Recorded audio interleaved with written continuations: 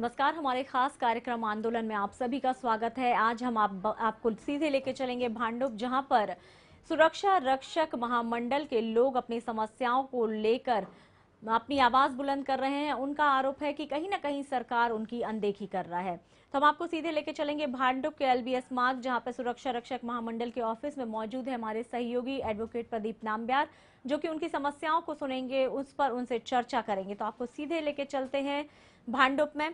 प्रदीप जी, आपके साथ जो लोग मौजूद हैं, हम जानना चाहेंगे कि किस तरह की उनकी समस्याएं हैं। उन सभी का कहना है, जो बीजेपी कामगार महासंघ के बैनर तले वो अपनी आवाज बुलंद कर रहे हैं, उन सभी का कहना है कि कहीं ना कहीं सरकार जो है वो इनकी अनदेखी कर रही है। उन्हें जिस तरह की सुविधाएं मिलनी चाहिए, ना तो उन्हें उस तरह की सुविधाएं मिल रही हैं। एक तरह से अनदेखी उनके साथ की जा रही है, जिससे वो काफी दुखी हैं। क्या कह रहे हैं आपके साथ जो लोग मौजूद हैं वो? Exactly, सीमा, यही चल रहा है। Our constitution जिसे we the people hereby resolve to constitute India into a sovereign, socialist, secular, democratic republic and to secure to all its citizens justice, equality, liberty and fraternity। यहाँ पर मुंबई सुरक्षा के रैडर में है, terrorist आतंकवाद के radar में है। We need trained security guards, we need trained security officers। Security is paramount importance। State government के हर चीज में द टॉप प्रायोरिटी सिक्योरिटीज को रखते हैं।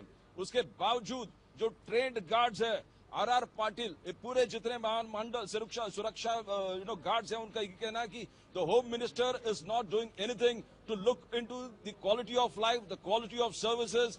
और जो टर्म्स है, बिकॉज ये रिकॉग्नाइज्ड है, गवर्नमेंट अप्रूव्ड है, सरकार के अप्रूव ट्रेनिंग के साथ जो सुरक्षा गार्ड है, उनका आज ये हालत है कि कुछ लोग जो ट्रेनिंग लेने के बावजूद ये ऑथराइज्ड है, इनके पूरे इंस्पेक्शन, पूरे उनके जो कहते हैं कि जितने रिलायबिलिटी होना चाहिए, ये सब उसी महामंडल से आ रहा है, पर उनके हालत बहुत खराब है। The system is bad. Mumbai आज रैडर में है, आतंकवाद के रैडर में है, सुरक्षा पैरामाउंट इंपॉर्टेंस है, फिर भी हम जगह जो ट्रेंड लोग हैं वो देगर की तरफ घूम रहे हैं। भारतीय जनता पार्टी की तरफ से, भारतीय जनता की जो हमारी कामगार संगठन है भारतीय जनता पार्टी की, उसकी कामगार संगठन की तरफ से हमने आज ये गेट मीटिंग का, ये आंदोलन का आयोजन किया है, वो सुरक्षा रक्षकों को न्याय देने के लिए।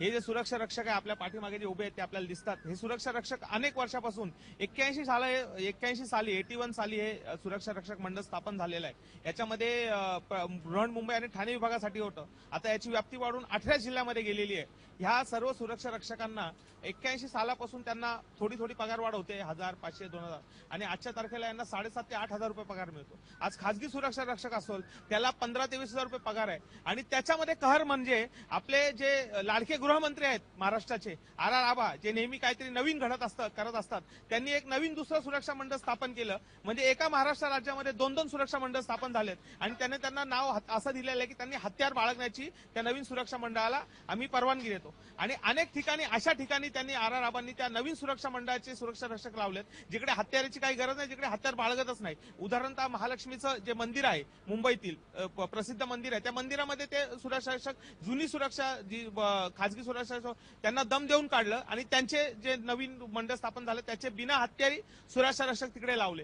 अनेक मुंबईतली टोल नाके आहेत, अनेक मुंबईतल्या असे आस्थापना आहेत जिकडे गरज आहे ह्या मंडळातील सुरक्षा रक्षक ठेवण्याची। त्यांनी एक नवीन सुरक्षा रक्षक स्थापन केलं। अरूप पटनायक, ज्यांची तडकाफडकी जे आझाद मैदानमध्ये झालं होतं, त्याच्यानंतर बदली करण्यात आली, त्या सुरक्षा मंडळाचे त्यांना त्या अध्यक्ष करण्यात आलं आणि त्याच्यानंतर ते नवीन सुरक्षा मंडळ हे आज एकदम पूर्णपणे चालू आहे। आणि जे जुने सुरक्षा रक्षक इथे आहेत याच्यामध्ये एक मला वाटतं 30,000 ते 40,000 सुरक्षा रक्षक आज मुंबईत असतील। हे याच्यातले अर्ध्याच्या वर सुरक्षा रक्षक हे बिना कामाचे बसलेले आहेत आणि त्यांनी जर काम केलं नाही तर त्यांना शासन कोणताही पगार देत नाही, त्यांना कोणत्याही सुविधा मिळत नाही। हे सगळं होतंय आणि हे सगळं होतंय आपले जे गृहमंत्री आहेत, ज्यांना संवेदना मुंबईच्या काहीच नाहीत, जे आपले उपमुख्यमंत्री आहेत, ते तर म्हणतात की आपण म्हणजे डॅम मध्ये काही पाणी नसेल तर मी काय करतो, म्हणजे ते बोलणंही मला लाजिरवाणं वाटतं। अशा गोष्टी उपमुख्यमंत्री करतात आणि जे गृहमंत्री आहेत ते म्हणतात की नाही नाही आम्ही दुसरं सुरक्षा मंडळ चालतो। म्हणजे जे हे गृहमंत्री आहेत त्यांनी आपल्या रिटायरमेंट प्लॅनची तयारी केलेली आहे। This is what we come back to you about serious, एक सीरियस विषय है। सीरियस इसलिए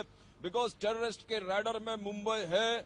जो सुरक्षा who are going to provide a security, उनके क्वालिटी ऑफ लाइफ और क्वालिटी ऑफ जो है डिग्निटी ऑफ लेबर, इस चीज को आप देखोगे इट्स डिसमेल, बहुत खराब है।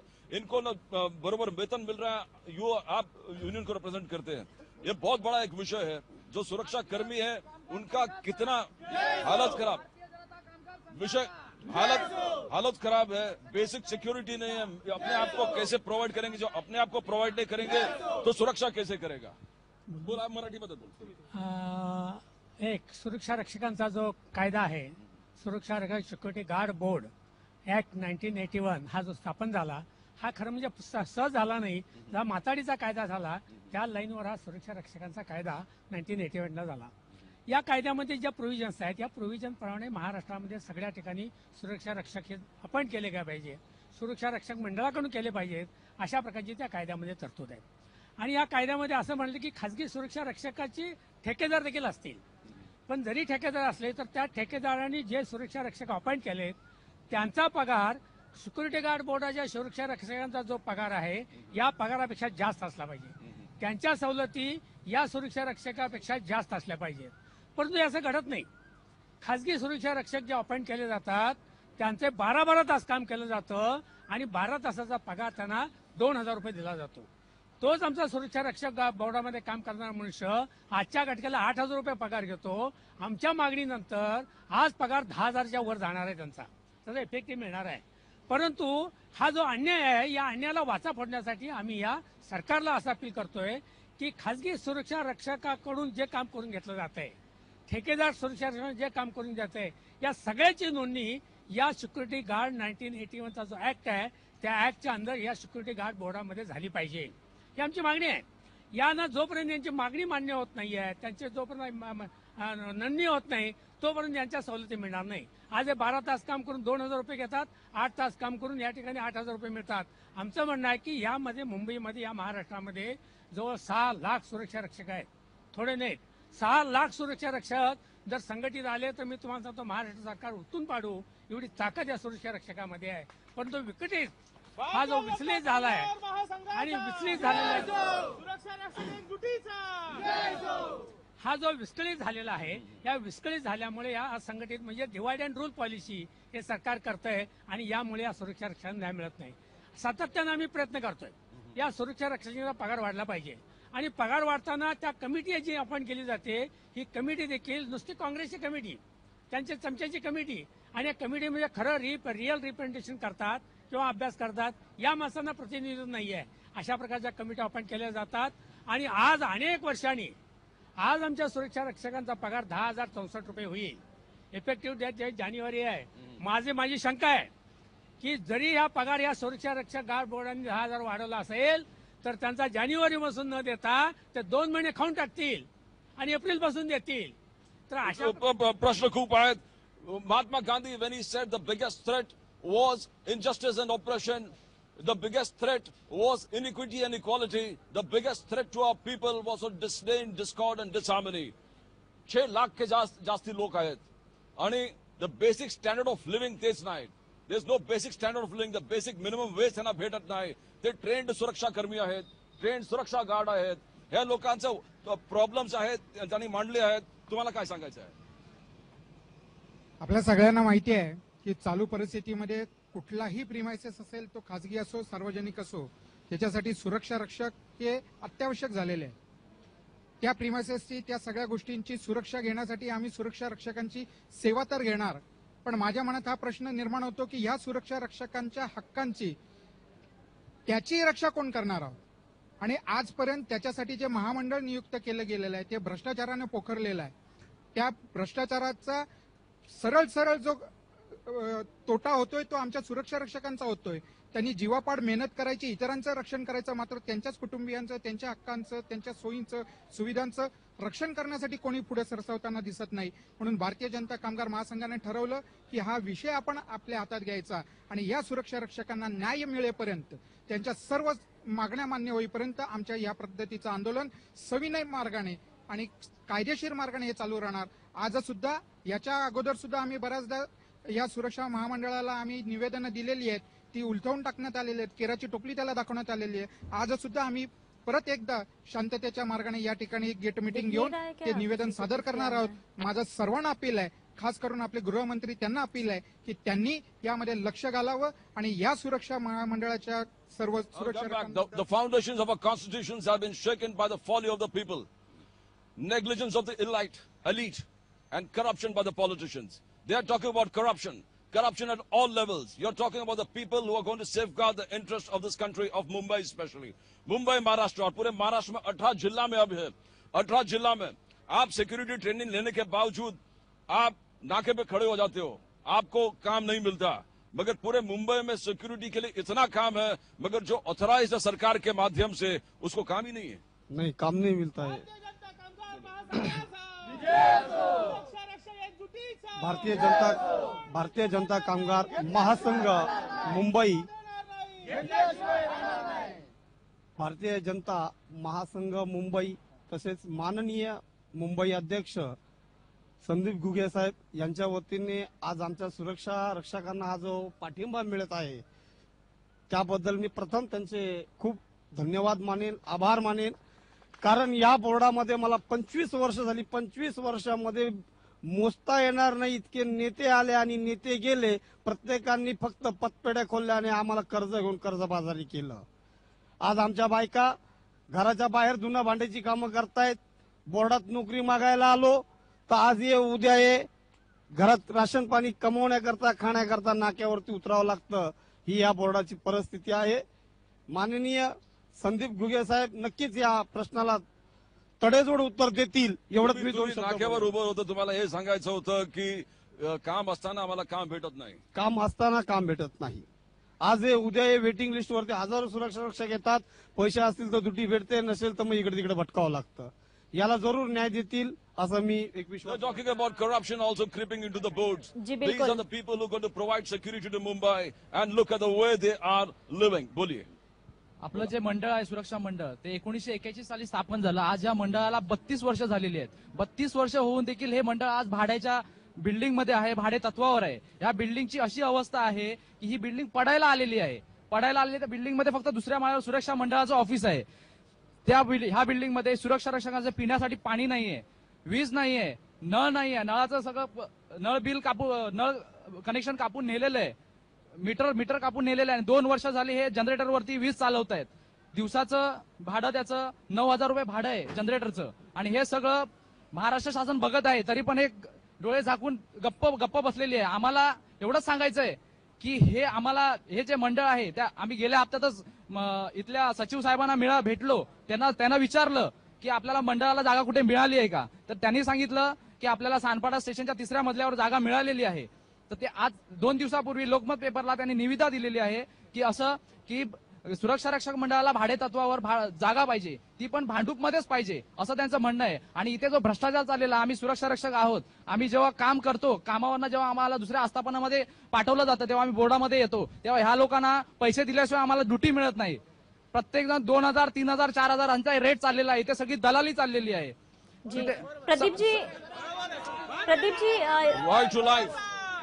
प्रदीप जी यहाँ Right to life, liberty and pursuit of happiness. The basic elements, the fundamentally guaranteed things in the Constitution. Right to life, liberty and pursuit of happiness. Corruption जिस प्रकार से आप देखो, corruption इस चीज को engross किया गया है. और आम व्यक्ति जो सुरक्षा को लेकर आज Mumbai and Maharashtra on the radar of not only the terrorists but international, not only financial terrorism but international terrorism, but the people who are going to provide us security, उनके हालत बहुत खराब है. आप बोलिए. जी प्रदीप जी, यहाँ एक बात और जानना चाहूंगी इन लोगों से आपके जरिए कि आप इनसे ये पूछें कि सिर्फ इनकी अपनी जो सैलरी की प्रॉब्लम है, इसके अलावा भी इनको जो सुविधाएं दी जानी चाहिए क्या वो मिल रही हैं? आताच अण्णाजींनी सांगितलं, संदीप घुगेंनी सांगितलं. I can't hear you. What did you say? Pradeep ji, जानना चाहेंगे इन लोगों से, एक तो इन्होंने सैलरी की बात कही कि जो प्राइवेट अगर सुरक्षा रक्षक तैनात किए जाते हैं तो उन्हें लगभग 15,000 के आसपास सैलरी मिलती है, जबकि इन लोगों को 7 या 8,000 रुपए की सैलरी मिलती है. उस पर भी साल भर में जाकर इनका 1,000 रुपए मात्र कहीं बढ़ता है सैलरी में. इसके अलावा क्या इन लोगों की और दूसरी मांगे हैं जो इनके परिवार को किसी तरह की सुरक्षा मुहैया कराई जाती हो, खान पान की इनके लिए किसी तरह की सरकार की तरफ से जो सुविधाएं मिलती है, क्या वो उनसे भी ये सभी वंचित हैं? उस तरह की कोई सुविधाएं भी नहीं मिल रही है? I'll come back. I'll ask the question. बोलिए आप. अण्णाजींनी आणि संदीप घुगेजींनी सांगितलं की आज महाराष्ट्रामध्ये 18 जिल्ह्यामध्ये सुरक्षा रक्षक हे 6 लाख संख्या आहे. तर माझं सगळ्यात महत्वाचं या 6 लाख सिक्युरिटी गार्ड्सना एवढी विनंती आहे की 6 लाख ज्यावेळी तुमची संख्या महाराष्ट्रामध्ये 18 जिल्ह्यात आहे, तर 18 जिल्ह्याच्या 6 लाख लोकांच्या मागे गुणविले 5 अशी 30 लाख संख्या तुमची होते. याच्यासाठी सगळ्यात महत्वाचं की हे काँग्रेसचं आणि राष्ट्रवादीचं जे सरकार आहे, ही गेंड्याच्या कातडीचं सरकार आहे. याला जाग येणार नाहीये. याला जाग आणण्यासाठी तुम्ही महाराष्ट्रातल्या प्रत्येक सिक्युरिटी गार्डनी सगळ्यात महत्वाचं काम करायचंय की 2014चं इलेक्शन डोळ्यासमोर ठेवून 2014ला सगळ्यांनी मिळून हे काँग्रेस आणि राष्ट्रवादीचं सरकार पाडून भारतीय जनता पार्टीचं सरकार आणून आपले स्वतःचे हक्क स्वतः मिळवून घ्यायचे. एवढंच मी या काँग्रेसच्या सरकारला आणि या राष्ट्रवादीच्या सरकारला सांगतो. आणि सुरक्षा रक्षकाच्या वतीने मी सगळ्यांना भारतीय जनता पार्टीच्या वतीने न्याय मिळेल एवढीच ग्वाही देतो. Within every democracy, there's a conflict between abiding law and arbitrary power. The test for every democracy, it stands or it falls according to its own choice. Whether it gives supremacy to the will of the people or whether it gives supremacy to the laws that is dictated. The laws are here. कानून अपने जगह पर है, कानून अपने जगह पर है. तो basic standard में इनके पास आ रहा हूँ, जो बेसिक स्टैंडर्ड ऑफ लिविंग है, मिनिमम वेजेस, जो सिक्योरिटी है. आज पूरे मुंबई में छोटा सा छोटा सोसाइटी हो या बड़ा सा बड़ा सरकारी कंपनी हो, सरकारी डिपार्टमेंट हो, you talking about giving providing security to the basic, the most fundamental चीज जो इंस्टॉलेशन है उसमें भी सिक्योरिटी है आपका. मगर बेसिक आपका लड़ाई क्या है? बेसिक मिनिमम वेजेस नहीं है, आपको वेजेस ही नहीं मिल रहा तो इंक्रीमेंट का सवाल ही नहीं उठता. बेसिक स्टैंडर्ड ऑफ लिविंग नहीं है, हाउसिंग फैसिलिटी नहीं है, जो फंडामेंटल जो बेसिक है, the right to life, liberty and pursuit of happiness, जो संविधान की तरफ से हक है हर व्यक्ति का, वो संविधान के हक छोड़ो, वो बेसिक एम्युनिटीज ही नहीं है आपके पास. बेसिक एम्युनिटीज म्हणजे जे आपल्याला जगण्याचा अधिकार पाहिजे, म्हणजे पाणी प्यायला पाहिजे, शौचालय पाहिजे. हे इमारत बघा, ही पडलेली इमारत आहे, ही इमारत बघा. या इमारतीमध्ये आपण आतमध्ये गेले, इस बिल्डिंग में आप अंदर जाएंगे तो आपको दिखेगा वो टॉयलेट गिर गया है, बेसिन पानी के लिए नहीं और पीने के लिए पानी नहीं है. यूनिफॉर्म 1 साल के बाद में, 2 साल के बाद में आप नाप देंगे, उसके 1 साल के बाद में उसको यूनिफॉर्म मिलेगा. तब तक वो 1 साल का एक ही यूनिफॉर्म लेकर उसको चलना है. उसको ड्यूटी मिलने के लिए 6 महीना, 3 महीना, 2 महीना तो घर पे बैठे रहेगा. मतलब त्याला पगार मिळत नाही. म्हणजे आजच्या तारखेला ही परिस्थिती आहे. आणि त्याच्यामध्ये 2000 नवीन त्यांनी भरती केलेली आहे. त्या 5,000ची नवीन भरती केली आहे. त्याच्यामध्ये ते ड्युटी कुठे देणार? आणि त्याच्यामध्ये आपल्या आर आबांनी नवीन महामंडळ काढलंय. म्हणजे त्यांना ड्युटी देणार की यांना ड्युटी देणार? म्हणजे यांच्यावर उद्या पगारवाढ झालाय पण यांना घरी बसावं लागेल. म्हणजे यांना पगारवाढीचा यांना काही फायदा होत नाही. यांना युनिफॉर्म मिळत नाही. यांना गमबूट मिळण्याची 5 करोड रुपये दर महिन्याला खासगी सुरक्षा रक्षकाकडनं या बोर्डला लेवी येते. किती येते? 5 कोटी रुपये. तर 5 कोटी रुपये जातात कुठे? त्याच्यानंतर ह्या आर आबांना फक्त मला एवढं सांगायचं आहे की आर आबा, आज आपली सरकार आहे, उद्या ही सरकार जाईल आणि मग तेव्हा आपला गृहमंत्री तिकडे बसेल भारतीय जनता पक्षाचा, तेव्हा काय होईल? मग त्याच्यामुळे आम्हाला एवढं सांगायचं की यांना न्यायाच्या दृष्टीने बघा, यांना काम द्या, यांना बेसिक सुविधा म्हणजे त्यांचे गमबूट द्या, त्यांना रेनकोट द्या, त्यांना राहण्याची एक माणूस म्हणून जगण्याचा अधिकार द्या आणि त्यांना पगार द्या, त्यांना ड्युट्या द्या. आणि एक अजून मला विषय इथे सांगायचा की इथे युनियन ज्या आहेत अनेक वर्षांपासून, त्या राष्ट्रवादी काँग्रेसच्या आहेत, त्या काँग्रेसच्या आहेत आणि त्यांनी पतपेढ्या काढल्यात. आणि प्रॉव्हिडंट फंड जो बांद्र्याच्या प्रॉव्हिडंट फंड कार्यालयामध्ये जमा झाला पाहिजे, तो प्रॉव्हिडंट फंड यांच्या युनियनच्या पतपेढ्यामध्ये जमा होतो. म्हणजे हा किती मोठ्या प्रमाणात भ्रष्टाचार चाललाय. यांना जी पावती दिली जाते त्या पावतीवर कुठेही सरकारी चिन्ह नाही, यांच्या आयडेंटिटी कार्डवर चिन्ह नाही, पण ही सरकारी आस्थापना म्हणून मानली जाते. हा एवढा अन्याय इथे होत आहे. Liberty is a boisterous sea. Timid men prefer the calm of despotism. Liberty cannot be inherited in the blood. Each generation will have to fight for it, preserve it. Then alone will it move on to the next generation. तुम्ही काय सांगत होतं? माझं नाव आहे सुरक्षा रक्षक. बोला तुम्ही. माझं नाव आहे सुरक्षा रक्षक पंडित शामराव कोळी. मी 1989 पासून सुरक्षा रक्षक गार्ड म्हणून ड्युटी करतोय. आणि त्यातल्या त्यात आपल्या सुरक्षा रक्षक मंडळात पण काही अधिकारी असे आहेत भ्रष्टाचारी की ते सुरक्षा रक्षकांची बाजू कधीही घेत नाही आणि सुरक्षा रक्षकांवर झालेला अन्याय कधीही दूर करत नाही. त्याच्यामुळं आता आम्ही महाराष्ट्र वीज कामगार महासंघाचा एक आधार घेतला आणि त्यांचा आधार घेऊन आजपर्यंत आम्ही एका युनिटला ड्युटी करतोय. तर आजपर्यंत त्यांच्याच आशीर्वादाने आणि त्यांच्याच सहकार्याने आणि त्यांच्याच मेहनतीने आम्ही तिथं ड्युटी करतोय. त्यांचे अध्यक्ष होते त्यावेळेस आणि आता पण आहेत माननीय श्री अण्णाजी देसाई साहेब. यांनी फार आमच्यासाठी खूप केलेलं आहे आणि अजून पण करतायत. पण त्यांना एक विनंती करतो आणि गुगे साहेबांना एक विनंती करतो की त्यांनी आमचा प्रायव्हेट फंडाचा पैसा जो आहे तो प्रायव्हेट फंडाचा पैसा प्रॉव्हिडंट फंड ऑफिसला जाण्यासाठी फार मेहनत घ्यावी अशी त्यांना फार माझी विनंती आहे. प्रोविडेंट फंड के पैसे सुरक्षा कर्मी बेसिक स्टैंडर्ड ऑफ लिविंग नहीं, न पैसा मिल रहा है, न पगार मिल रहा है. 5 करोड़ से ज्यादा सरकार की तरफ से पर महीने इनको पैसे आते हैं बोर्ड की तरफ से. रिकॉग्नाइज्ड बोर्ड है, फंडामेंटल बोर्ड है, ये मेन बोर्ड है, महामंडल है, और इसी महामंडल में पूरा घपला है. सुरक्षा कैसे प्रोवाइड करेगा? मेजर इंस्टॉलेशंस पे महाराष्ट्र में यही बोर्ड के लोग लगेंगे, सुरक्षा में यही लोग लगेंगे, but nothing seems to be. इनका प्रोविडेंट फंड तक का प्रॉब्लम है. एक ध्यान में रखिए, ये सुरक्षा रक्षक बोर्ड है, इसमें रजिस्टर्ड सुरक्षा रक्षक नियर अबाउट 20,000 है इधर. अनरजिस्टर्ड बहुत है, और ये 20,000 है. ये 20,000 आदमी को कांस्टेंट ड्यूटी नहीं मिलता है.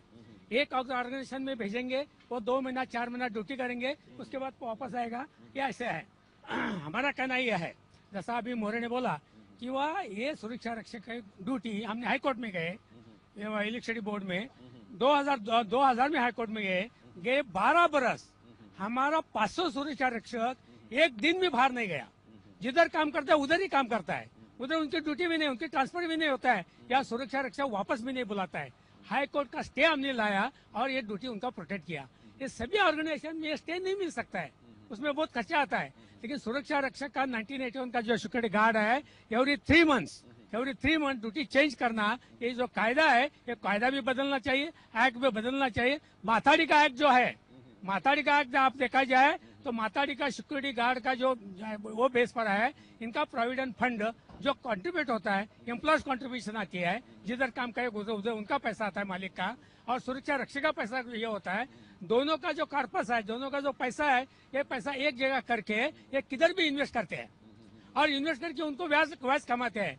हमारा कहना यह है, सिक्योरिटी गार्ड बोर्ड का जो प्रोविडेंट फंड है, ये प्रोविडेंट फंड कमिश्नर के ऑफिस में जमा होना चाहिए, उनको जमा होना चाहिए. और पेंशन स्कीम, EPS 90 की गवर्नमेंट की पेंशन स्कीम है. जो कॉन्ट्रैक्ट में काम करता है आदमी, 30 दिन काम किया तो उसको पेंशन मिलता है. ये तो 30 बरस काम करते हैं, इनको पेंशन नहीं. ये उनका कंट्रीब्यूशन लो, एम्प्लॉयज को कंट्रीब्यूशन लो, ब्याज लो और निकल जाओ. इनका कुछ सिक्योरिटी नहीं है. ऐसी ये स्थिति है.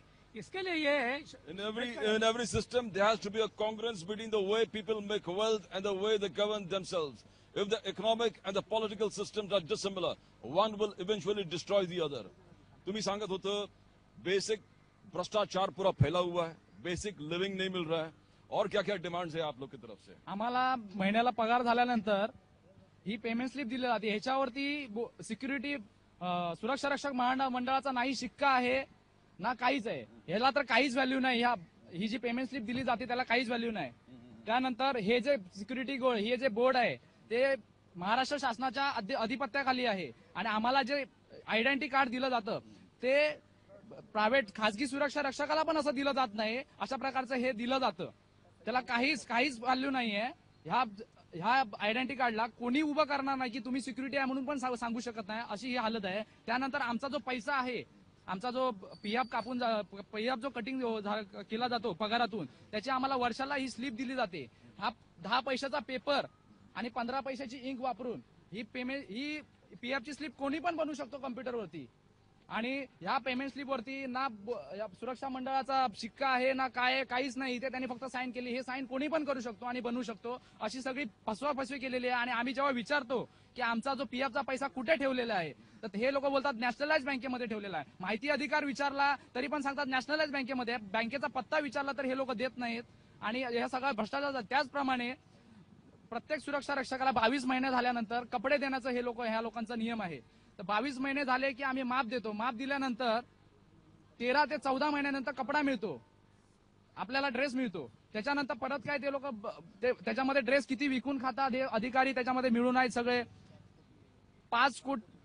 Too much of government and too little administration. Too much of controls and too little welfare. Too many public servants and too little public service. Too many laws and too little justice. अभी आप क्या करने वाले हो? दादा ने कहा कि तकलीफ है. 6 लाख से ज्यादा लोग इस चीज में इन्वॉल्व है. 18 जिला महाराष्ट्र के इसमें है. मुंबई, ठाणे, नवी मुंबई को छोड़ के और भी जिला इसमें शामिल है. वाइटल इंस्टॉलेशंस का सवाल है, सुरक्षा का सवाल है. आप क्या करने वाले हो? एक तो इनके जो बेसिक मिनिमम जो चीज है इनको चाहिए सुरक्षा के हिसाब से, और बेसिक स्टैंडर्ड ऑफ लिविंग उठाने के लिए क्या करने वाले? आंदोलन क्या होगा? आंदोलन की दिशा ये होगी कि हम लोग ये चाहते हैं कि आज ये जो पुलिस वाले यहाँ पे हमारे भाई खड़े हैं, हर कोई आंदोलन हो, हर कोई भी कोई काम हो जाए, मतलब कोई क्राइम हो जाए मुंबई में, तो उनको वहां पे उनको जाना पड़ता है। हम ये चाहते हैं कि हमारे यहाँ पे ये सुरक्षा रक्षक खड़े हैं, इनको आप काम दीजिए। ये सुरक्षा रक्षक ट्रेंड किए हुए हैं, इनको काम देना आपको है। ये जो दूसरा महामंडल बनाया है, वो दूसरा महामंडल जो 2010 में स्थापन किया राबा ने, उसको गनमैन करके उसको महामंडल उसको करार दिया गया है, उसको इसमें विलीन करके इस महामंडल को गनमैन करके करार, इनको हथियार की ट्रेनिंग दी जाए। और हमारा ये विषय है कि इनको यहाँ पे पेमेंट भी जो 10,000 है वो भी हमको मान्य नहीं है। इनको किमान वेतन श्रेणी में 16,000 रुपए पेमेंट मिलना चाहिए। इनका प्रोविडेंट फंड जो है वो राष्ट्रीयकृत बैंक में, नेशनलाइज बैंक में जमा होना चाहिए। इनको जो 5 करोड़ रुपया 6 करोड़ रुपया लेवी आ रही है खासगी सुरक्षा रक्षक से, उनके अनुसार उनको सुविधा मिलनी चाहिए। इनको गमबूट मिलना चाहिए, इनको रेनकोट मिलना चाहिए और इनको जीने का हक मिलना चाहिए। ये हमारी मांग रहेगी। हम लोग ऊपर एक शांति के मार्ग से जाके जो भी अधिकारी रहेंगे। मैं ये भी कहना कि आर पाटिल ने एक महामंडल होते वक्त, होम मिनिस्टर आर पाटिल ने एक महामंडल होने के बावजूद और एक महामंडल क्रिएट किया जो आर्म्ड है, अनार्म्ड है, आर्म्ड है, और फिर हर प्रकार के घपलेबाजी, धोखा हो रहा है कि जहां अनार्म्ड है वहां आर्म्ड को भेज रहा है, आर्म्ड का टोटल कैओस है, टोटल कंफ्यूजन है, कोई दिशा नहीं है, कोई ढंग से। और महाराष्ट्र के रिकॉग्नाइज्ड महामंडल होने के बावजूद, सिक्योरिटी पैरामाउंट होने के बावजूद ये सब देख रहे हैं हम।